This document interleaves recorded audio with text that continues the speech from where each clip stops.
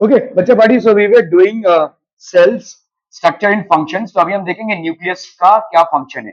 तो nucleus is like a brain of a cell, ठीक है। ये सारे फंक्शंस को कोऑर्डिनेट करता है।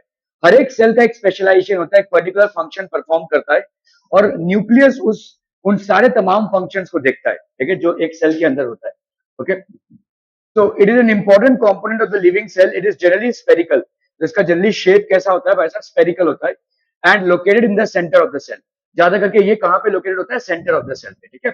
सो एक सेल के सेंटर पे होगा। It can be stained and seen easily with the help of a microscope. वो आरव आया था ना?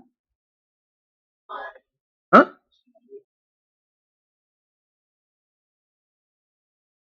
मम्मी और कोई आए हैं। Okay, so it can be stained, इसको स्टेन कर सकते हैं easily with the help of a microscope. एक माइक्रोस्कोप से हम इसको स्टेन कर सकते हैं, ठीक है, और इसको दे सकते हैं। Nucleus is separated from the cytoplasm by a membrane called nuclear membrane. तो न्यूक्लियस जो है तो साइटोप्लाज्म से सेपरेटेड है। कैसे?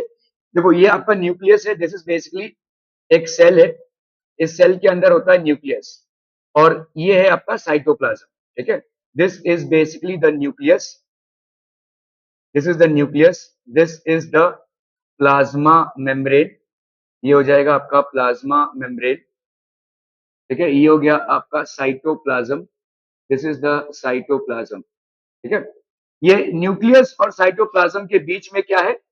न्यूक्लियर मेम्ब्रेन, ठीक है। ये हो गया आपका न्यूक्लियर मेम्ब्रेन। न्यूक्लियस और साइटोप्लाज्म के बीच में क्या है? न्यूक्लियर मेम्ब्रेन, ठीक है। क्लियर है? Are we clear on this one people? Okay okay okay. So this membrane is also porous. This allows the movement of materials between the cytoplasm and inside the nucleus. तो ये movement of materials को allow करेगा between the cytoplasm and the nucleus, ठीक है। ये porous membrane है। भाई porous नहीं होगा तो चीजें अंदर कैसे जाएंगी और चीजें बाहर कैसे जाएंगी, ठीक है। For the smooth transition of materials both inside and outside, this has to be porous. जैसे हमारा प्लाज्मा मेम्ब्रेन पोरस होता है, वैसे ही हमारा न्यूक्लियर मेम्ब्रेन भी पोरस होता है। Nuclear membrane is also porous, ठीक है। Okay. When a microscope of higher magnification, we can see smaller spherical body in the nucleus. तो एक हायर मैग्निफिकेशन से और ज्यादा हम देख सकते हैं न्यूक्लियस को। मतलब न्यूक्लियस के अंदर भी एक और न्यूक्लियस, एक और स्मॉलर बॉडी है, जिसको हम न्यूक्लियोलस बोलते हैं। आपकी ये आंखें हैं, ठीक है। आंखों में वो जो आपका काला कलर है, उसके अंदर भी एक और देखो स्फेरिकल है, ठीक है। जैसे आपकी आंखें है ना, वैसा ही है, ठीक है। न्यूक्लियस के अंदर भी एक ऐसा बॉडी है जिसको अपन न्यूक्लियोलस बोलते हैं, ठीक है। स्फेरिकल तो है न्यूक्लियस, उसके अंदर भी ऐसा एक स्फेरिकल बॉडी है न्यूक्लियस के अंदर, ठीक है। It is called nucleolus, this is known as nucleolus. Clear है? समझ में आ रहा है? तो जैसे आपकी आंखों के अंदर गोल है, गोल के अंदर एक और गोला है, ठीक है, वैसे ही आपके न्यूक्लियस के अंदर साइटोप्लाज्म में न्यूक्लियस के अंदर एक और बॉडी है जिसको अपन न्यूक्लियोलस बोलते हैं। In addition, nucleus contains thread-like structures called chromosomes. ठीक है, chromosomes, these carry genes. Chromosomes में जीन्स होते हैं, ठीक है। Actually chromosomes carry the genes, और यही जीन्स भाई साहब कोडिंग होती है। Genes help in the inheritance. तो जीन्स का भाई साहब हेल्प होता है किसमें? इनहेरिटेंस में। मतलब आपके जो कैरेक्टरिस्टिक्स होते हैं from the parents, it is pass to the offspring with the help of genes, ठीक है। आप अपने मम्मी पापा की तरह दिखते हैं, ठीक है। आपके हड्डियों का स्ट्रक्चर, आपके बॉडी का शेप, ये सब आपके मम्मी पापा से मिलता जुलता है। आपके स्किन का कलर, आपका blood group, all these are things which will basically mix and match with your mom और your dad. Why? Because there are genes which are transferred, ठीक है। और यही जीन्स आपके भाई साहब हर सेल में होते हैं। All the cells will have this genes, ठीक है। Transfer of characters from the parents to the offspring, so the parents से ऑफस्प्रिंग में ट्रांसफर ऑफ कैरेक्टर्स होता है, ठीक है। The chromosomes can be seen only when the cell divides. तो chromosome को हम तभी देख सकते हैं जब सेल का डिवीजन होता है, ठीक है। तो whenever the cell divides we can see the chromosomes। Clear है भाई साहब? Are we clear?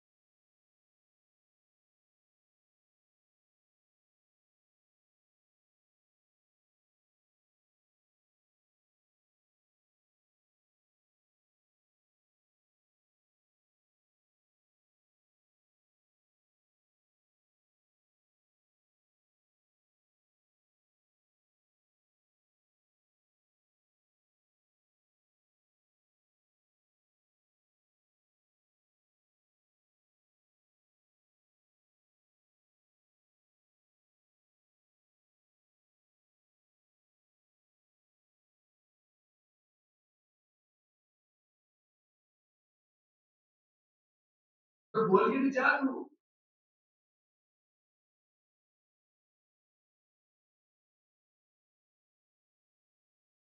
So the chromosomes can be seen only when the cell divides. जैसे ही भाई साहब आपका सेल का डिवीजन होता है, only then we can see the chromosomes. ठीक है? Okay. तो gene is a unit of inheritance in living organisms. तो हमारा जो लिविंग ऑर्गेनिजम्स है उसमें यूनिट ऑफ इनहेरिटेंस है।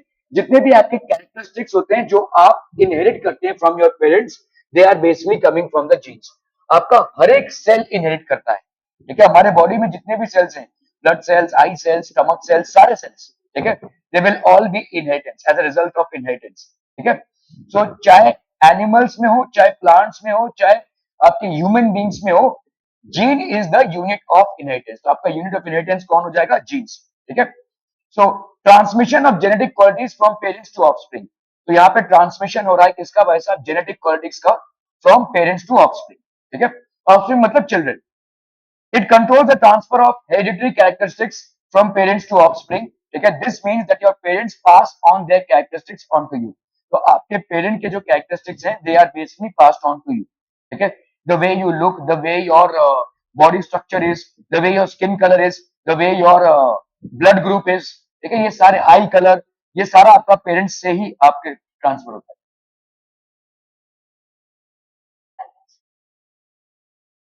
नहीं, अदर रिलेटिव से कैसा होता है? देखो, जैसे इनहेरिटेंस को डीप में नहीं समझना है यहाँ पे। समझ लो ये एक पेरेंट है, ए और बी। ठीक है? इनका एक बच्चा हुआ सी।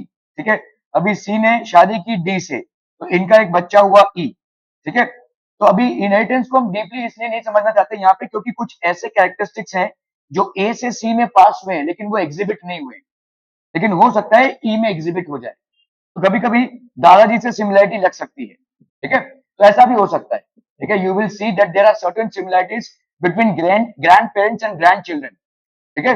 ये ऐसा हो सकता है क्योंकि जब ये कॉम्बिनेशन हो रहा है तो जीन्स यहाँ पे कंबाइन कर रहे हैं। तो कभी कभी, अभी ये थोड़ा कॉम्प्लिकेटेड हो जाएगा, आप नहीं समझ पाएंगे। Actually there are two types of genes, एक होता है डोमिनेंट और एक होता है रिसेसिव। ठीक है? ये आपके हायर क्लासेस में आप पढ़ेंगे। तो रिसेसिव जीन्स अगर डोमिनेंट के साथ रहेंगे तो ये एग्जिबिट नहीं हो पाएंगे, लेकिन रहेंगे। बाद में जब उनको कोई एनवायरमेंट मिलता है तो they will be able to exhibit themselves, और तभी ये ई में एग्जिबिट होंगे। So you might notice some similarities between a newborn baby and the grandparents. Okay, that is because there might be certain characteristics which were not able to be expressed here but here. Okay, so this means that your parents pass on their characteristics on to you. If your father has brown eyes, you may also have brown eyes. ठीक है?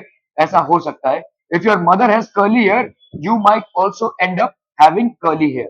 However, the different combination of genes from parents result in different characteristics. तो अलग अलग characteristics होते हैं, क्योंकि देखो mail से और फीमेल पेरेंट से अलग अलग कैरेक्टरिस्टिक्स आ रहे हैं। ठीक है? There are other characteristics which are basically coming. Nucleus, nucleus in addition to its role in inheritance acts as control center of the activities of the cell. ठीक है? तो ये भाई साहब कंट्रोल सेंटर है। ठीक है? आप देखेंगे ना, पुलिस कंट्रोल सेंटर से हम बोल रहे हैं, मतलब ये सारी चीजों को कंट्रोल, पूरी व्यवस्था को कंट्रोल कर रहा है। तो न्यूक्लियस एक सेल के पूरी व्यवस्था को कंट्रोल कर रहा है। ठीक है? So nucleus, in addition to its role in inheritance, acts as the control center of the activities of the cell. The entire content of a living cell is known as protoplasm. इस पूरे content को अपन क्या बोलेंगे? Protoplasm. It include cytoplasm and the nucleus. तो ये देखो cell है, सेल के अंदर भाई साहब है आपका साइटोप्लाज्म। ठीक है? साइटोप्लाज्म के अंदर है आपका न्यूक्लियस। तो ये पूरे ढांचे को अपन क्या बोलेंगे? The entire content of a living cell is known as protoplasm. इसमें प्लाज्मा मेम्ब्रेन आता है, सारे सेल ऑर्गेनल्स आते हैं, न्यूक्लियस आता है, एवरीथिंग, साइटो, सब कुछ सब कुछ। तो प्रोटोप्लाज्म बेसिकली सेल है, सेल का दूसरा नाम ही है प्रोटोप्लाज्म। ठीक है? So protoplasm it includes the cytoplasm and the nucleus. तो हम यहाँ पे ऐसा बोल सकते हैं कि protoplasm, protoplasm is equal to cytoplasm plus the nucleus. Protoplasm is equal to the cytoplasm plus the nucleus. ठीक है? क्लियर है? Okay. So protoplasm is called the living substance of the cell. ठीक है? The nucleus of the bacterial cell is not well organized. अभी देखो कैसा होता है, मैं आपको एक एग्जांपल दे रहा हूं। जैसे समझो कोई एक फ्लैट है। ठीक है? ये एक फ्लैट है, लेट्स से इसकी एंट्री पॉइंट है ये। यहाँ पे लेट्स से लिविंग रूम है, यहाँ पे भाई साहब लेट्स से बाथरूम है, ठीक है, ये लिविंग रूम है, ये भाई साहब बाथरूम है, और लेट्स से ये आपका बेडरूम है, ठीक है, ये समझ लीजिए स्टडी रूम है या जो भी है, एक और रूम है, ठीक है, कोई 1 BHK या 2 BHK का फ्लैट है भाई साहब ऐसा। तो ये अगर आप देखो कि प्रॉपर डिविजन है, लिविंग रूम से आप अंदर आए, ये भाई साहब आपको यहाँ पे लेट्स से बाथरूम है, यहाँ, हाँ सॉरी, यहाँ पे किचन है, लेट्स से 1 BHK का एग्जाम्पल ले रहे हैं, ये बाथरूम है, ये किचन है, और ये लेट्स से ये बेडरूम है, ठीक है, living room, bathroom, kitchen, bedroom and so on and so fourth, ठीक है। तो लिविंग रूम में भाई साहब लोग बैठकर खाना वगैरह खाते हैं या टीवी वगैरह देखते हैं, बेडरूम में सोते हैं, किचन में खाना पकाते हैं, ठीक है, बाथरूम में शौच आदि क्रिया होती है, ठीक है। अगर ये सब एक ही जगह हो जाए तो मतलब कोई पार्टीशन ना रहे, अगर कोई पार्टीशन ना रहे तो क्या हो भाई साहब, बहुत गंदगी मचेगी, है कि नहीं। जहां पे पॉटी हो रहा है वहीं पे भाई साहब खाना पका रहे हैं, ठीक है, और वहीं भाई साहब सो भी रहे हैं, वहां पे सुसु भी कर रहे हैं, तो आप समझिए एक बहुत बड़ा अफरा तफरी हो जाएगा, है ना, बहुत अनहाइजीनिक कंडीशन हो जाएगी, ठीक है। तो ऐसा हम इमेजिन नहीं कर सकते, बड़ी अनहाइजीनिक सी कंडीशन हो जाएगी, ठीक है। कुछ ऑर्गेनिजम्स जो होते हैं उनके अंदर, ये जो आप देख रहे हैं, जैसे समझो यहाँ पे न्यूक्लियस है भाई साहब, यहाँ पे माइटोकॉन्ड्रिया है, ये गोल्गी बॉडीज है, ये अलग अलग भाई साहब आपके सेल ऑर्गेनल्स है, ये वैक्यूल है लेट्स से, ठीक है, ये अलग अलग सेल ऑर्गेनल्स हैं एक सेल के अंदर, हर एक कंपार्टमेंट के अंदर स्पेसिफिक फंक्शन हो रहा है, यहाँ पे भी हर एक कंपार्टमेंट के अंदर स्पेसिफिक फंक्शन हो रहा है, ठीक है, हर एक कंपार्टमेंट के अंदर भाई साहब स्पेसिफिक फंक्शन हो रहा है, यहाँ पे भी सेल के अंदर भी हर एक कंपार्टमेंट के अंदर एक स्पेसिफिक फंक्शन हो रहा है। अगर ये ऐसा ना रहे, कोई बाउंड्री ना रहे, तो मतलब न्यूक्लियस के चीजें चितर बितर हैं, माइटोकॉन्ड्रिया की चीजें चितर बितर हैं, गोल्गी बॉडीज की चीजें चितर बितर हैं, तो ये कुछ ऐसा हो जाएगा, समझ में आ रहा है, डिसऑर्गेनाइज्ड, और इसको अपन क्या बोलेंगे, prokaryotes, these are known as prokaryotes. ये स्मॉल लिविंग ऑर्गेनिजम्स में होता है, बैक्टीरिया, पैरामोशियम, इसमें ऑर्गेनाइजेशन नहीं है ज्यादा, ठीक है, सब फैले हुए हैं भाई साहब, ठीक है, चितर बितर हैं, ठीक है। और ऑर्गेनाइज तरीके से जो सेल्स का स्ट्रक्चर होता है, जैसे प्रॉपर ऐसा भाई साहब, न्यूक्लियस की जगह पे न्यूक्लियस होगा, ठीक है, प्रॉपर मेम्ब्रेन के अंदर उसके कंटेंट्स होंगे, जहां पे माइटोकॉन्ड्रिया होगा उसके अंदर उसके कंटेंट्स होंगे, गोल्गी बॉडीज के अंदर, वैक्यूल के अंदर, तमाम जो सेल ऑर्गेनल्स हैं उनके अंदर ही वो फंक्शन हो रहा है। इस टाइप के ऑर्गेनिजम्स को हम बोलते हैं eukaryotes, these are known as eukaryotes, समझ में आ रहा है ये। तो जो सिंपल लिविंग ऑर्गेनिजम्स होते हैं, एक सेल या एक से डेढ़ दो सेल वाले जो हैं, जैसे मतलब आपका एमोइबा हो गया, पैरामोशियम हो गया, ये सब आपके भाई साहब हो जाएंगे प्रोकैरियोट्स, ठीक है। तो प्रोकैरियोट्स का मतलब समझ में आ रहा है, disorganized, the nucleus of the bacterial cell is not well organized, मतलब अपन बोल सकते हैं डिसऑर्गेनाइज्ड, ठीक है, like the cells of multicellular organisms, there is no nuclear membrane, इसमें भाई साहब कोई न्यूक्लियर मेम्ब्रेन नहीं है, सब चितर बितर है, समझ में आ रहा है, सब बिखरे हुए हैं, सारे जितने भी सेल के एलिमेंट्स या फंक्शंस हैं वो सब बिखरे हुए हैं सेल के अंदर, ठीक है, there is no nuclear membrane, okay, so the cells having nuclear material without nuclear membrane are termed as prokaryotic cells, और इन ऑर्गेनिजम्स को हम क्या बोलते हैं, प्रोकैरियोट्स, प्रोकैरियोट्स, ठीक है, इन सेल्स को हम बोलेंगे प्रोकैरियोटिक सेल्स, और इन ऑर्गेनिजम्स को हम बोलेंगे प्रोकैरियोट्स। क्या ये समझ में आ रहा है, the cells are known as prokaryotic cells, disorganized है पूरे पूरे, और इन ऑर्गेनिजम्स को अपन क्या बोलेंगे, prokaryotes. Are be clear on this one people, हम बहुत बढ़िया, ठीक है, ओके। तो ये हो गया आपके प्रोकैरियोटिक सेल्स, छोटे छोटे बैक्टीरिया, पैरामोशियम वगैरह। The organisms with these kinds of cells are known as prokaryotes. Examples are bacteria and blue green algae. तो ये एग्जांपल लिख लीजिए, छोटे छोटे ऑर्गेनिजम्स हैं, यूनिसेल्युलर ऑर्गेनिजम्स हैं, organisms which cannot be seen with naked eyes. So bacteria and blue green algae are perfect examples of prokaryotes.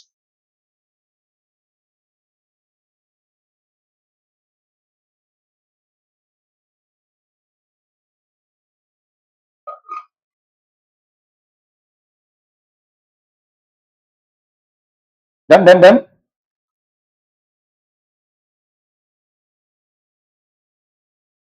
Cells having well-organized nucleus with a nuclear membrane are designed as eukaryotic cells. तो proper nuclear membrane है और सारे भाई साहब अपनी अपनी जगह पे अपना अपना काम कर रहे हैं, एक प्रॉपर सा फ्लैट है जहां पे प्रॉपर डिविजन से सारे फंक्शंस प्रॉपर जगह पे हो रहे हैं, प्रॉपर टाइम पे। तो cells having well organized nucleus with a nuclear membrane are designed as eukaryotic cells. All organisms other than bacteria and blue green algae are eukaryotes. इसको लिख लीजिए भाई साहब, सारे organisms except for bacteria and blue green algae are eukaryotes. मतलब इनमें properly भाई साहब न्यूक्लियस होगा, प्रॉपरली गोल्गी बॉडीज होंगी, प्रॉपरली भाई साहब आपका माइटोकॉन्ड्रिया वगैरह ये सारी चीजें प्रॉपरली होंगी, ठीक है। They are known as prokaryotes.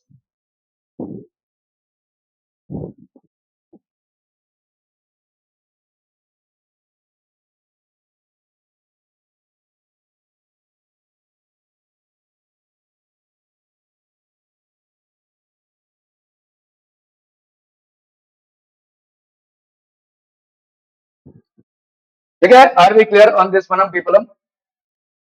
Okay, अभी हम बात करेंगे सेल ऑर्गेनेल्स की। While observing the onion cells under the microscope, ठीक है, क्या देखने को मिला हमको? वैक्यूल्स देखने को मिले। We notice blank looking structures in the cytoplasm. ये वैक्यूल्स क्या होते हैं भाई साहब? वैक्यूल ज्यादा करके प्लांट सेल्स में होंगे।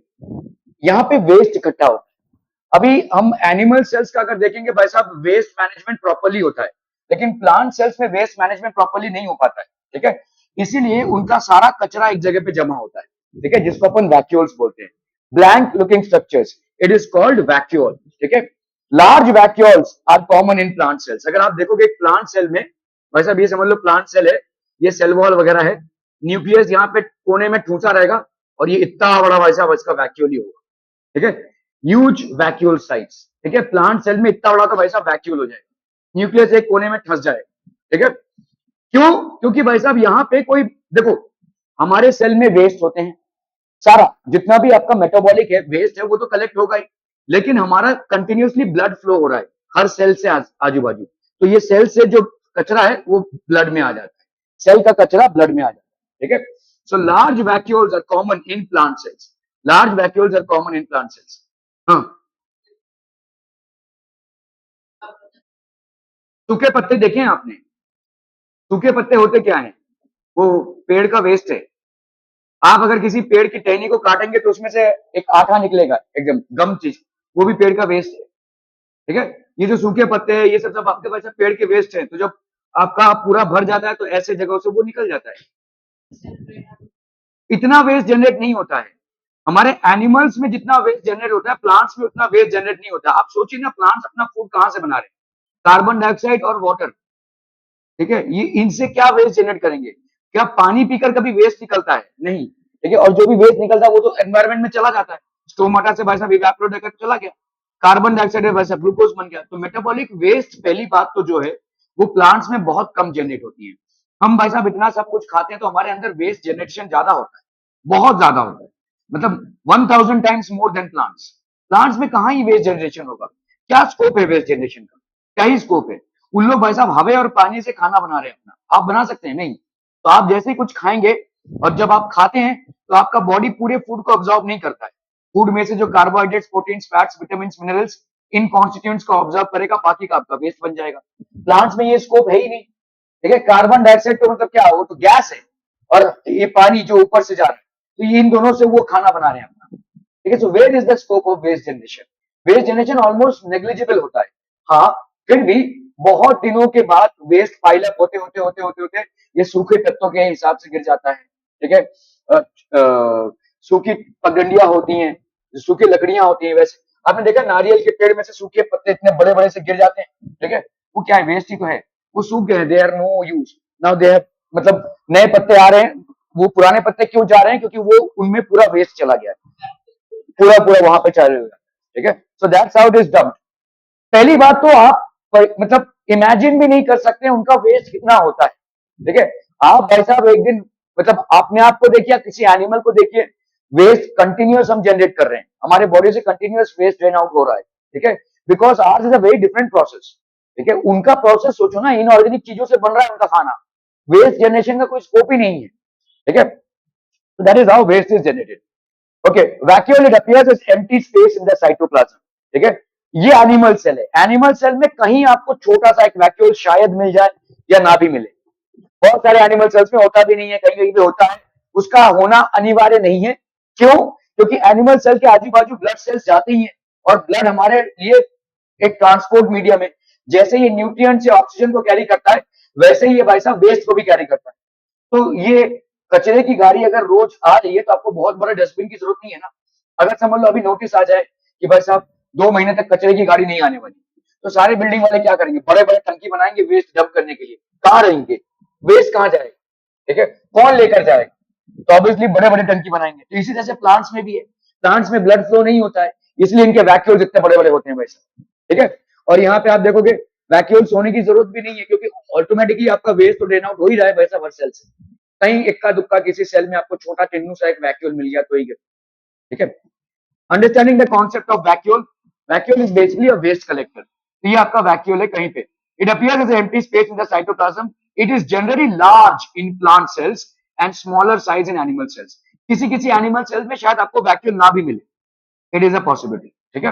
रेड ब्लड सेल्स में वैक्यूल मिलेगा ही नहीं, ठीक है भाई, वहां पे न्यूक्लियस ही नहीं मिलता, वैक्यूल कहां से मिलेगा। उन्होंने न्यूक्लियस को माइनस कर दिया है कि हमको ज्यादा स्पेस चाहिए ऑक्सीजन कैरी करने के लिए, वैक्यूल कहां से अफोर्ड करेंगे, ठीक है। So that is how it is. तो आप देखो ये आपका प्लांट सेल है, वैक्यूल का साइज देखो, ये आपका एनिमल सेल है, वैक्यूल का साइज देखो, दोनों साइज, ठीक है, नॉट रिक्वायर्ड एक्चुअली, ठीक है। It stores excess of water and waste products, ये आपका एक्सेस ऑफ वाटर और वेस्ट प्रोडक्ट्स को स्टोर करता है, ठीक है। और यहाँ पे भी एक्सेस ऑफ वाटर और stores in amoeba food materials held in food vacuoles for digestion. तो अमोइबा में आपके फूड वैक्यूल्स होते हैं। अभी अमोइबा भाई साहब देखिए एक सिंगल सेल ऑर्गेनिज्म है, उसमें कहाँ का लिवर स्टमक ब्रेन कुछ भी नहीं है, ठीक है। तो ये ऐसे फूड वैक्यूल्स होते हैं, there are small food vacuoles, ठीक है, which are there in amoeba and these food materials are held in food vacuoles for digestion, ठीक है। प्लास्टिड्स, ये प्लास्टिड जो होते हैं ये they are found only in plant, only in plants, they are found only in plants. There are several small colored bodies in the cytoplasm of the plant cells, for example cells of Trachantia leaf। तो ये भाई साहब आपके plastids होते हैं, they are known as plastids, they are scattered in the cytoplasm of the leaf cells। तो cytoplasm में ये scattered होते हैं, hence they are known as plastids, they are of different colors, अलग अलग colors के होते हैं ये। some of them contain green pigment called chlorophyll, कुछ कुछ में आपका ग्रीन पिगमेंट होता है क्लोरोफिल। क्लोरोफिल क्या करता है भाई साहब, सन की एनर्जी को ट्रैप करता है और उससे फूड बनाता है, ठीक है। Green coloured plastids are called as chloroplast. इसी ग्रीन कलर्ड प्लास्टिड्स को अपन क्या बोलेंगे, they are known as chloroplast, ठीक है, they are known as chloroplast. Mitochondria, there are rod shape और स्फेरिकल स्ट्रक्चर्स। ये आपके माइटोकॉन्ड्रिया होते हैं, दे आर रॉड शेप और स्फेरिकल स्ट्रक्चर्स, ठीक है। They are present in large number in cells engaged in different physiological activities। तो अलग अलग फिजियोलॉजिकल एक्टिविटी, तो काफी बड़े मात्रा में ये प्रेजेंट रहते हैं, ठीक है, they are present in large numbers. They are responsible for cellular respiration and generating energy for different activities of cell, ठीक है। तो किस लिए ये cellular respiration and generating energy for different activities of the cell, इसीलिए mitochondria को हम क्या बोलते हैं, power house, power houses of cells, ठीक है। सारे सेल्स में यही पावर जनरेट करते हैं, पावर मतलब एनर्जी जनरेट करते हैं। हमारे बॉडी में एनर्जी जिसमें फ्लो होती है उसको अपन बोलते हैं ATP, adenosine, this is known as adenosine triphosphate. ये हमारे बॉडी का एनर्जी करेंसी है, ठीक है, इस फॉर्मेट में एनर्जी फ्लो होती है, ठीक है। एडेनोसाइन ट्राइस, ये कॉम्प्लेक्स है, ये आप आगे चलकर पढ़ेंगे और समझेंगे। Adenosine triphosphate is how mitochondria basically manufactures energy।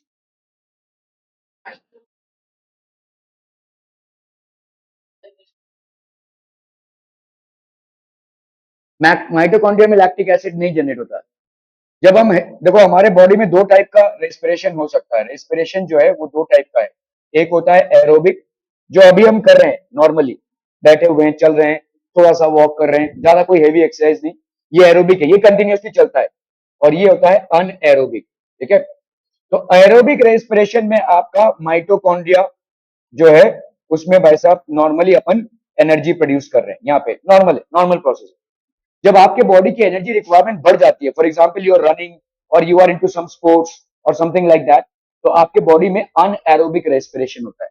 तो आपके जो मसल सेल्स हैं, ठीक है, जो मसल सेल्स होते हैं, ठीक है, ये मसल सेल्स बेसिकली उसमें आपका अनएरोबिक रेस्पिरेशन होता है और वहां पे लैक्टिक एसिड जनरेट होता है, ठीक है, वहां पे लैक्टिक एसिड जनरेट होता है। इस एनोरोबिक रेस्पिरेशन में ऑक्सीजन की जरूरत नहीं है, oxygen is not required. You will learn all these things in later classes, लेकिन फिलहाल के लिए ये समझिए कि लैक्टिक एसिड जो है वो बाई प्रोडक्ट है अनएरोबिक रेस्पिरेशन का। तो आपके मसल सेल्स में अनएरोबिक रेस्पिरेशन होता है to generate more energy. When all of a sudden the requirement for energy increases, all of a sudden you are running or into some sports, the requirement for energy has increased, then this will happen. अरे मैं बोल रहा हूँ इस topic को क्यों छेड़ रहे हैं? ये टॉपिक देखिए, मेरा जो दायरा है वो एक चैप्टर में ये नॉलेज मुझे देना है। आप कुछ भी पूछते रहेंगे तो मैं डेविएट होता रहूंगा ना। ये चैप्टर मेरा एक दिन में खत्म होने वाला चैप्टर था, लेकिन अभी तीसरा दिन चल रहा है। I am answering your questions, which is okay for you to ask questions, but when I am saying that this topic is not in your curriculum और within the scope of your study, then you have to skip it ना।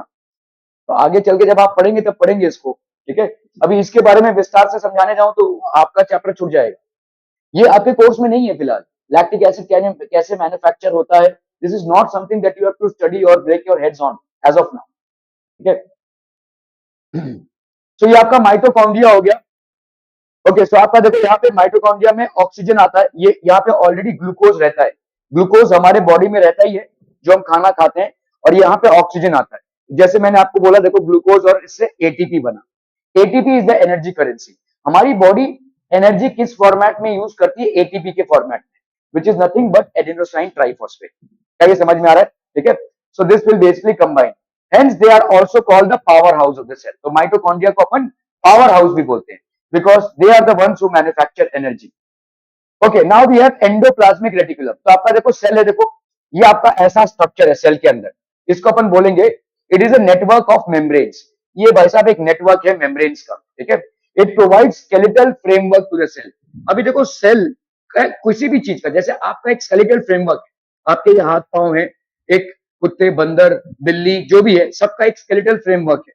वैसे ही cell का भी एक skeletal framework होता है, और ये स्केलेटल फ्रेमवर्क कौन प्रोवाइड करता है? भाई साहब एंडोप्लाज्मिक रेटिकुलम, ठीक है। तो क्या आपका बॉडी आपके लिवर के शेप एंड साइज जैसा है, या क्या आपका बॉडी आपके ब्रेन के शेप एंड साइज जैसा है? नहीं, उसका खुद का एक अलग सा स्केलेटल सिस्टम है। आपके बॉडी के अंदर ऑर्गन्स है, लंग्स है, ठीक है, मसल्स हैं, लिवर है, स्टमक है, इंटेस्टाइन्स हैं, but is your body any of these shapes? No, ठीक है। Your body is having a skeletal shape because there is a bone structure that is there. इसी तरह से सेल्स के अंदर भी जो एंडोप्लाज्मिक रेटिकुलम होता है, वो उसको स्केलेटल फ्रेमवर्क देता है। This is called the endoplasmic reticulum. इसके वजह से सेल का एक स्केलेटल फ्रेमवर्क बनता है, ठीक है। Okay, ribosomes they are tiny granules present in the cytoplasm. तो आप देखोगे ऐसे छोटे छोटे ऐसे टाइनी ग्रेन्यूल्स हैं, they are present in the cytoplasm. ये राइबोसोम्स होते हैं, दीज आर बेसिकली राइबोसोम्स, ठीक है। ये they help in protein synthesis. ये बहुत कॉम्प्लिकेटेड प्रोसेस है। ये एक्चुअली टीआरएनए है, एमआरएनए है, ये सब आप 12th में पढ़ेंगे। तो ऐसे देखो प्रोटीन्स की कोडिंग होती है। जैसे अगर आप किसी पोस्ट ऑफिस में गए तो आप देखोगे ना कि वो जो पियोन होता है ठप्पा मारता रहता है, ऐसे ठप्पा मारता रहता है, तो वैसे ही आपकी डीएनए कोडिंग होती है इस तरह से, ठीक है। ये डीएनए की कोडिंग हो रही है, और ये ऐसे ठप्पा मारते रहेंगे और ये आगे जाते रहेंगे, ठीक है। So you will not understand these things obviously, क्योंकि हर एक डीएनए का, हर एक प्रोटीन का एक कोडिंग होती है। Ribosomes they basically take part in this, ठीक है। ये सब आपके डीएनए कोडिंग होते हैं। These are basically DNA codings that are happening. They help in protein synthesis. Golgi complex क्या होता है? They are sac-like structures stacked above one another. तो ऐसे भाई साहब sac-like structures हैं, एक के ऊपर एक stacked हैं ऐसे, ठीक है। They store the materials which are produced by the cell. तो स्टोर करना इनका काम है, पैकेजिंग, स्टोर, ठीक है। क्योंकि ये मटेरियल्स किसी और सेल को लगेंगे या उसी सेल को लगेंगे, तो स्टोर होता है। सेल तो कंटिन्यूसली मैन्युफैक्चर कर ही रहा है। Golgi bodies are the ones which store the materials which are produced by the cell, ठीक है। Hence they are also called the storehouse of the cell. Power house किसको बोलेंगे? माइटोकॉन्ड्रिया को। स्टोर हाउस किसको बोलेंगे? गोल्गी बॉडीज को, ठीक है। Comparison of plant cell and animal cell बहुत इंपॉर्टेंट है, बहुत बार क्वेश्चंस आए हुए हैं। तो आपका सेल मेम्ब्रेन दोनों में होगा, प्लांट सेल में भी होगा और एनिमल सेल में भी होगा। देखो ये सेल मेम्ब्रेन, ठीक है, प्रेजेंट। एनिमल सेल में भी भाई साहब आपका प्रेजेंट है, ठीक है। Okay, part like cell wall, cell wall सिर्फ प्लांट सेल में होगा, एनिमल सेल में नहीं होगा, ठीक है। तो इसमें भाई साहब प्रेजेंट है, cell wall is absent in animal cell, ठीक है। So let's say nucleus is present in both plant cell as well as in animal cell, क्योंकि न्यूक्लियस के बिना काम ही नहीं होगा ना भाई साहब। It will be present in both. Nuclear membrane is present in both again, ठीक है। Okay, nuclear membrane. Cytoplasm is present in both, दोनों में भी होगा भाई साहब, इसमें भी होगा और इसमें भी होगा, present in both plant and animal cell. Plastids, again plastids are present in this but not in this. Plastids coloured pigments होते हैं। ये जो क्लोरोफिल होता है ये कलर्ड पिगमेंट है, ये प्लास्टिड का ही पार्ट है। आपके फ्लावर्स के कलर्स, फ्रूट्स के कलर्स, ये कहां से आते हैं? प्लास्टिड से आते हैं। और plastids are for specific purposes. जैसे प्लास्टिड्स का ग्रीन पिगमेंट जो होता है वो क्लोरोफिल मैन्युफैक्चर करता है, and chlorophyll basically traps the sun's energy. ठीक है, सो ये plastids they are present in plant cells, however they are absent in animal cells. इन प्लास्टिड्स के प्रेजेंस की वजह से ही आपके जो प्लांट सेल्स होते हैं they are autotrophic, they are able to trap sun's energy and manufacture their own food. क्योंकि manufacturing their own food is a process of photosynthesis, जहां पे रिक्वायरमेंट है कार्बन डाइऑक्साइड का और वाटर का, वो तो मिल ही रहा है सबको, प्लस सनलाइट का ट्रैपिंग। और ये कौन करता है? क्लोरोफिल। ठीक है, ये क्लोरोफिल आता है प्लास्टिड से। Plastids are present in plant cell, however they are absent in animal cell.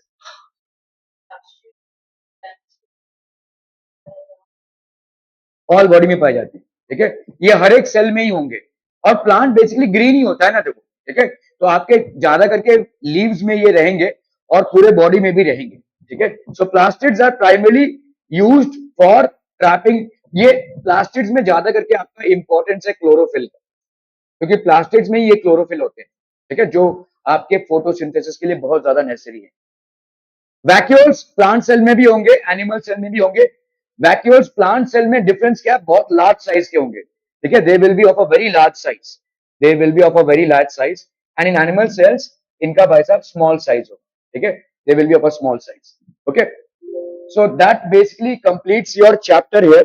ठीक है, कोई क्वेश्चन है भाई साहब? Any questions that you have for the chapter? No, no, बहुत बढ़िया भाई साहब।